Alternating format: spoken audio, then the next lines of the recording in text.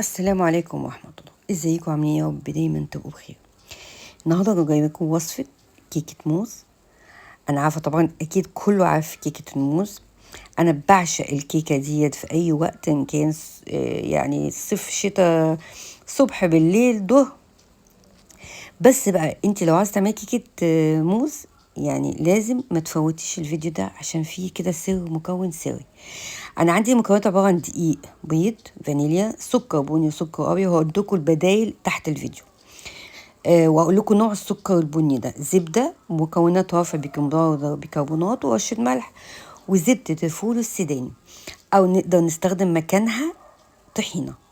المكون ده يا جماعه بيفرق جدا في الطعم وفي القوام، بيوديها في حته تانية. انت ما تعرفيش السر في ايه، هو مش باين المكون ده في الوصفه، لكن بيديها كده قوام وطعم مختلف. اول حاجه انا سيحت الزبده، مش مجرد تسيح، لا انا يعني ايه، حمصتها شويه كده زي ما انتم شايفين، كاني بعمل الموتة. فاهمين؟ احنا بنسيح الزبده ونعمل موتة نفس كده، بس خلي بالك ما تتحرقش عشان هي بتتحرق بسرعه. زودت بعد كده نوعين السكر، قلبتهم. وبعد كده هحب احط زبده الفول السوداني زي ما قلنا، او الطحينه. هنقلبهم كويس، وخلي بالنا لما نيجي نزود البيض ما يبقاش الزبده لسه سخنه، مهم جدا طبعا عشان البيض ما يستويش معايا.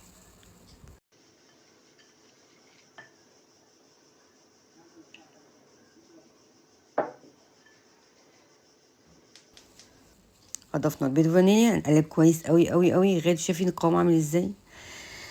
بعد كده هنحط مكونات الجافه، بس انا مش هحط الدقيق كله كالعاده يا جماعه، ومكونات الرافع بالملح. هنخل. وفي حاجه احنا نسيناها، احنا مش دي كيكه موز يا جماعه. طب فين الموز؟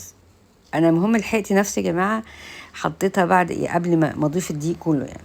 هرست موزتين كبار، تكونوا مستويين طبعا، وقلبتهم عادي مش مشكله. لا يعني انا ما حطيتش كل الدقيق، فقلبتهم كويس كده. طبعا انت هتحطي قبل ما تحطي الدقيق وتقلبيهم مع المكونات كويس قوي، ماشي.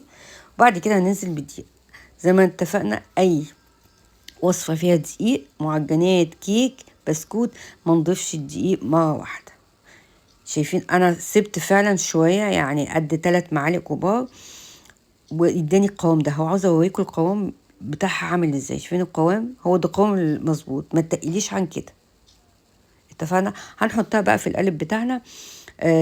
برضه هحط لكم مقاسات القالب ده في تحت الفيديو، والمقادير طبعا كلها تحت الفيديو. وهنحطها في فرن 180 مسخن قبليها ب10 دقايق، يعني لمده 40-45 يا جماعه. يعني تابعوها، يعني ما تفتحيش الفرن قبل 35 دقيقه وتختبريها. وبعد كده بقى يعني هنشوف لما تطلع تبقى عامله ازاي.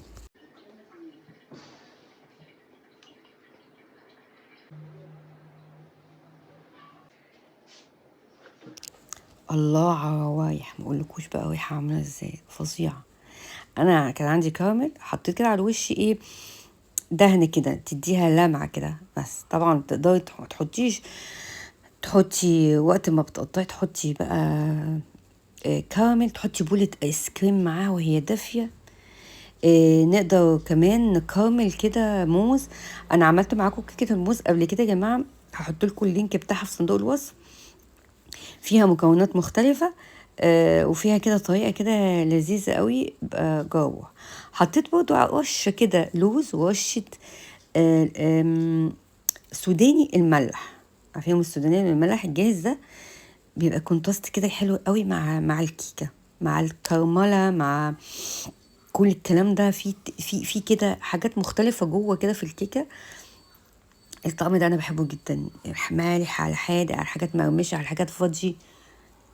جربوا الوصفه دي يا جماعه، انا متاكده انكم هتعشقوها، وسهله جدا جدا، ما خدتش مننا اي حاجه.